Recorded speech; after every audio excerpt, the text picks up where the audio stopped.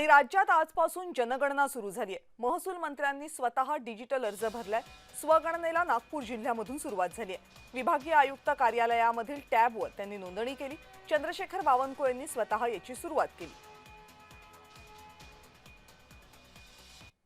ही 8वी जनगणना आहे आणि ही जनगणना डिजिटल स्वरूपात होणार आहे। सर्वप्रथम सरकारने जनतेला स्वगणनेचा पर्याय दिलेला आहे आणि तुम्हा सर्वांना आजपासून आपली स्वगणना करून या स्वगणनेचा 1 मे ते 15 मेचा जो टप्पा आहे त्याचा प्रचार प्रसार प्रत्येकांना आपल्या आपल्या डिजिटल इलेक्ट्रॉनिक माध्यमातून